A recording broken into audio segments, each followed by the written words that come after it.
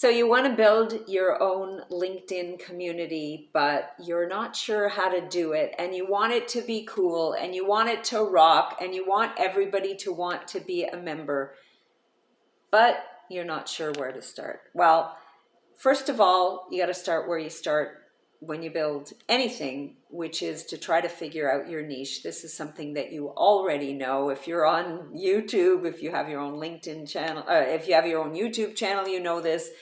If you have your own business, you know this. You have to figure out your niche, which means you got to figure out your topic. What are you going to talk about? Are you going to talk about poodles?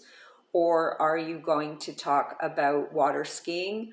Or are you going to talk about making water skis from shedded poodle hair? I don't know. Topic, right? And then you got to figure out your audience. Am I going to be speaking to women whose husbands are in jail? Am I going to be speaking to parents about their ADD children?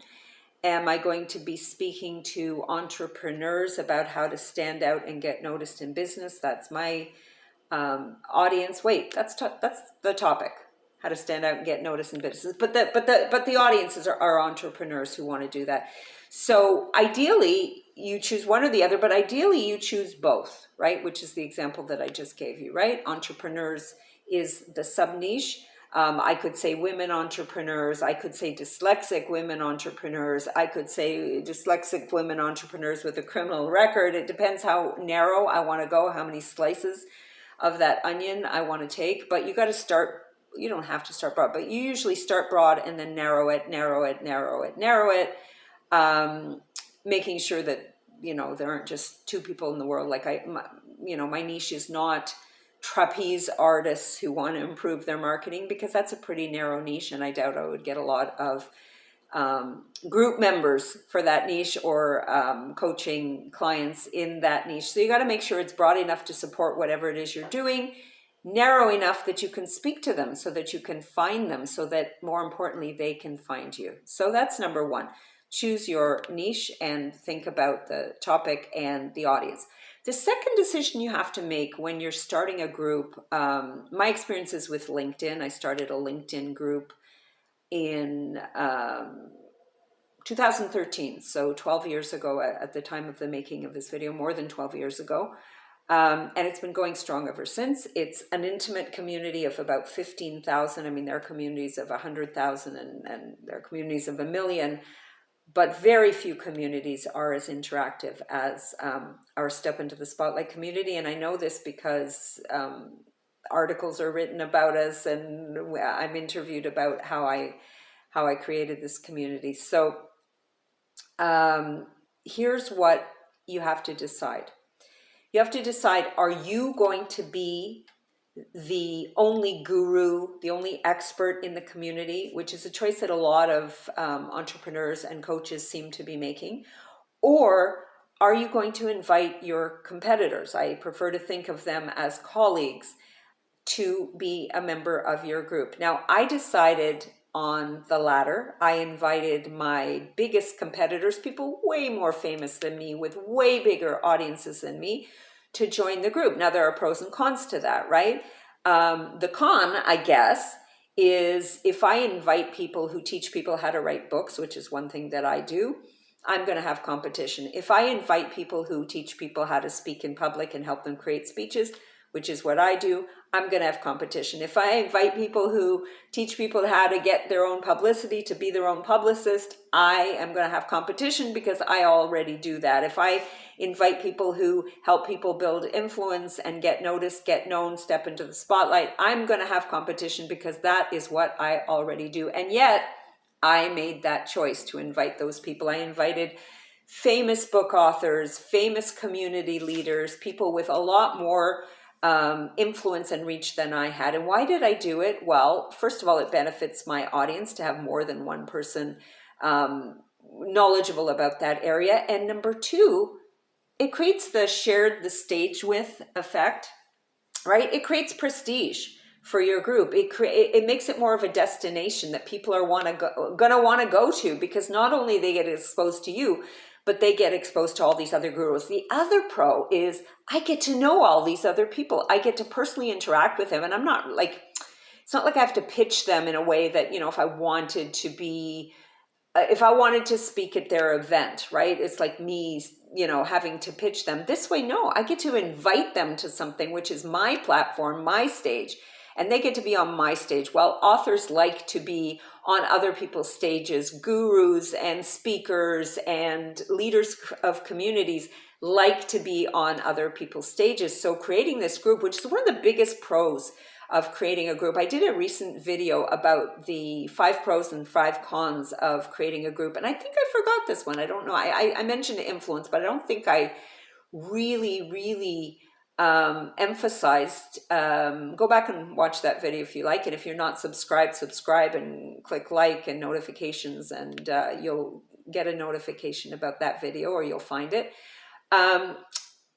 One of the big pros is that you now have a stage that you can invite people to, and you have a reason to contact these people, which is not a self-serving reason, which is not a, please, I want some more, kind of reason. It's not a begging reason. It's an inviting reason. It's a, I'm going to benefit you reason, which is a great pro of having your own community and your own group. So do that. So when you're making that decision, I mean, there's a big, if you're the only guru, a lot of people make this choice. I see this a lot on Facebook and on LinkedIn, where you're the expert on whatever the topic is. A lot of LinkedIn groups are focused on LinkedIn experts.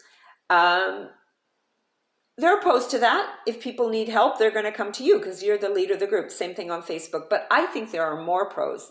I mean, it's up to you. It depends on your personality. It depends on whether you're comfortable to reach out to, other people with big audiences. But the reason I chose the way I did it, number one, like I said, it benefits my group members. And number two, it benefits me, right? It benefits me that I get to know these people. They invite me later to be on their stages. They invite me to, sometimes they write about me. Sometimes even, and this has happened many times, they become my clients, which is totally not what I was going for. It never occurred to me that they would hire me, but sometimes they do. So that's the second secret to building a strong, thriving, cool, successful community on LinkedIn. Do that. The third one, and this is super important, invite big mouths. Invite opinionated people. Now, sometimes these people are a little teensy weensy bit of a pain, right? Because they are so opinionated. But if you want the conversation to thrive, if you want a dynamic group, you don't want a bunch of, yeah, I agree. Yeah, that's a good idea. Yeah, you want opinionated people, right? Next tip, number 4, I think, if you're counting, I don't know, I'm not an accountant, so maybe I've lost track already, but the fourth secret that I use to build my Step into the Spotlight group on LinkedIn, and by the way, if you want to join us, just hop on over to LinkedIn and look for the Step into the Spotlight group, or invite me to connect with you, and I can send you an invitation to the group, or just go to www.spotlightgroup.biz. It's a forward that leads you to the LinkedIn group. Wait a minute, we preempt the next tip because that's a tip I didn't even think of. Go to GoDaddy, $10, whatever it is, buy a URL per year, buy a URL and create it as a forward to your group, right? Because that way, if you're on a radio or TV interview or in the newspaper or even just speaking to somebody, you can say, hop on over to www.spotlightgroup.biz and request to join my group. You can't do that with hop on over to www.linkedin.com/groups/4872. I don't even know what my group number is. Sometimes the forward doesn't always work, but usually it works really well. So do that. Okay, back to, so that's probably now tip number 5. Back to whatever it is I was going to say, prioritize people who comment over people who post. What do I mean by that? A post is, so in your group, somebody will post a new post about a topic. They'll raise a question or they'll make a statement. By the way, in our group, and I got tips coming out of tips coming out of tips, but I have to interrupt myself to say this. Don't allow people to post and just broadcast. In my group, we have a rule, just questions. Anyway, I'll get to that in a minute.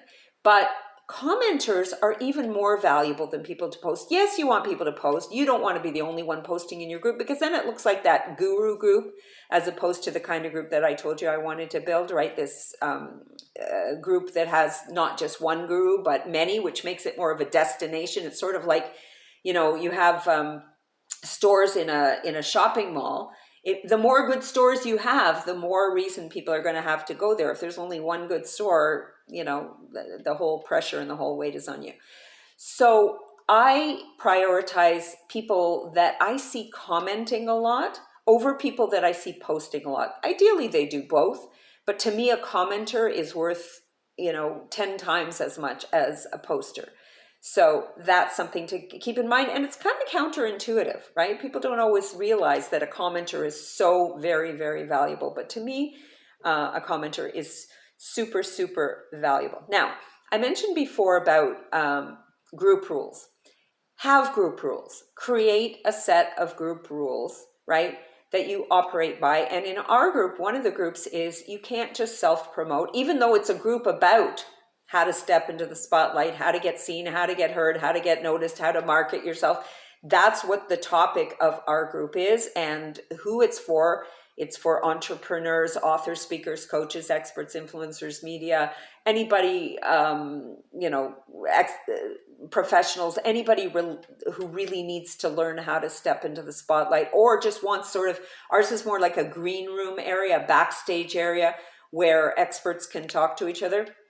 So create an atmosphere where you have group rules, right? So ours is post a question that you really want to know the answer to. So maybe you want to know, what's the best way to set up an affiliate program for your course that you teach. Or maybe you want to know, how can I get the New York Times to write about me? How can I make my book a bestseller?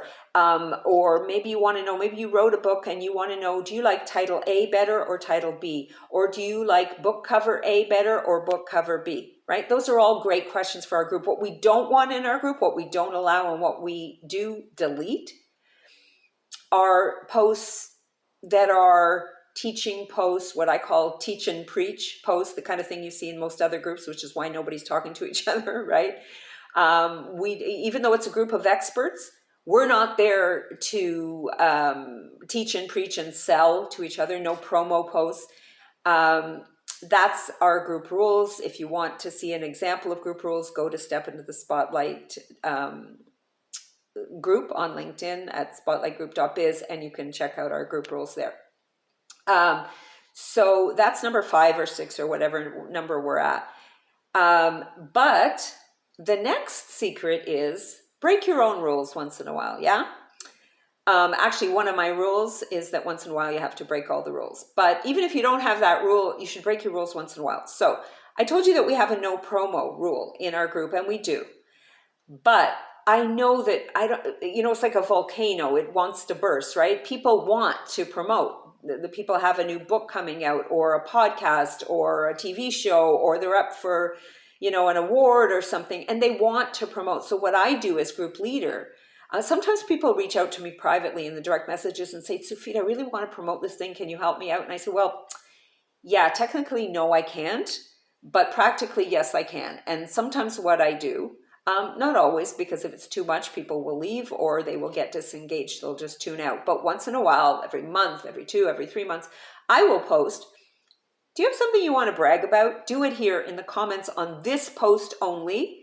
And people can promote their upcoming webinars, their TV shows, their boot camp, their upcoming book, or the fact that they just had a kid, or whatever it is, right? So create group rules, enforce your group rules, and break your group rules, right? I don't know if I mentioned the enforce. Now, when it comes to enforcing, that's a little difficult if you are the only moderator. So the next tip is, as soon as you possibly can, take on a couple of 1 or 2, or depends the size of your group, could be 10, moderators. I currently have 3 other moderators. There's 4 of us right now. Now, I didn't do that for the first 6 years of the group because I'm a control freak. Between you and I, don't tell anybody. Everybody knows. Because I wanted it to go the way that I wanted it to go. And I was really afraid of giving up any control at all. But every time I would go on a trip, which I often do, I would have to have somebody take over because, you're traveling, you're on an airplane overnight, or you're somewhere where the internet is spotty or non-existent, right? So I think the first time I traveled for about a month, I had one of my daughters oversee the group.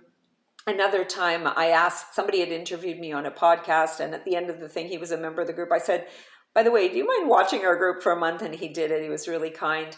Another time I asked another moderator, and at the end she said, if you want, I could stay on as moderator and help you out. And I said, you know what, let me think about that. And I was so reluctant to give out, control when I got back. And I thought, you know what, it's not a bad idea. So I did. It was amazing. I mean, not always amazing because moderators will really want to enforce your group rules, where I'm the kind of person who, I kind of enforce them, but I also find ways around them, right? I'm a little bit more, but it's nice to have the two sides. It's nice to have somebody who's, good cop, bad cop. Somebody who's a little bit more about the enforcement and somebody who's a little bit less about the enforcement. It's a really nice balance. And, she kind of holds me accountable, and I know when to break the rules, or to be a little, not break, but to be a little bit more flexible about the rules. So it's a beautiful combination. And then what happened was, another person came up and said, if you want, I'm in a different time zone than you. I'd be very happy to help you moderate. I'm up early, the other moderator's up late.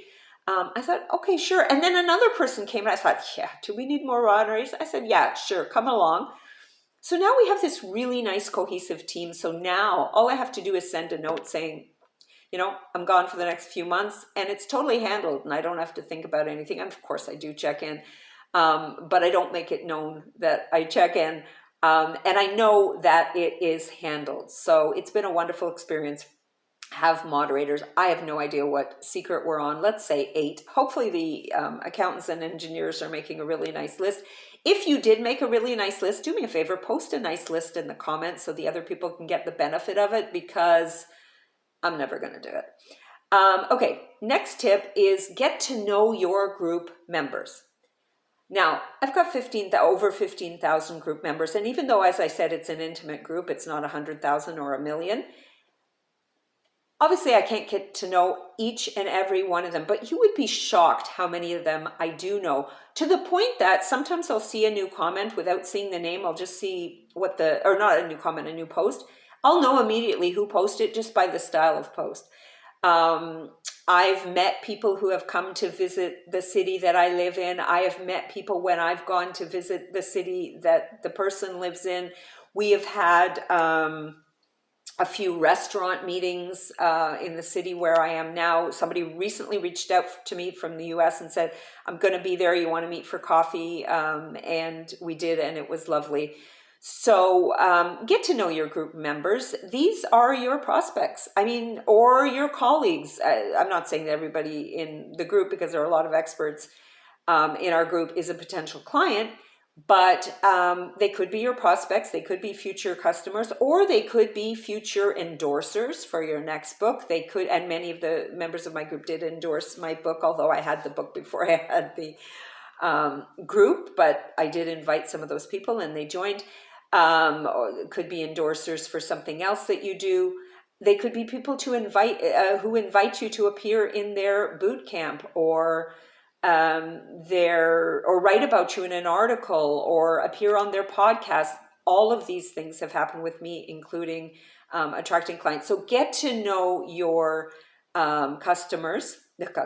Get to know your group members. Yes, they could be your customers, number one. And the corollary of that is, do things in your group so that your group members get to know each other. because it's a wonderful, wonderful thing to create. I mean, a community is not just your relationship with 15,000 people, it's the relationship of the 15,000 to each other, right? 15,000 is like, it's like a small town. I have a friend who has a community of almost 100,000. And I tell him all the time, I said, do you realize, I grew up in a city smaller than your group. He leads a group for coaches. So get to know your community, but get them to know each other. How can you do that? By posting things about what city are you from? What languages do you speak? What are you interested in? What are your hobbies? Once in a while, because ours is a business topic, but every once in a while we'll go off topic just so that people can get to know each other. And encourage them to support each other, to vote for each other and, in online voting situations, to buy from each other, to hire each other, right? Because that will give them a reason to come back and come back and come back and come back, right? They know it's good for them. And they'll do it. Some people come back just because they like the community. I've made really, really good friends, really close personal friends, actually, that I've never even met. From my community, and I know group members have worked together, and I know that they've made friends as well. So do that. Now, if you're not sure if you want to do all this, because you know what, it is a lot of work, I have to admit. If you're not sure if it's worth it, is it going to be a time suck, or is it going to be a huge benefit that's going to bring you a stream of clients? I did make another video, and if I were tech savvy, I would go, and you can click on it by, clicking right up there, but there's never going to be a video up there because I don't know how to do it between you and I. So look for it, about the 5 pros and cons of starting your own community. If you want to make sure you hear about future videos, you know what to do. Give it a like, hit the notification button, subscribe. This is Sufit, and I will see you in the spotlight.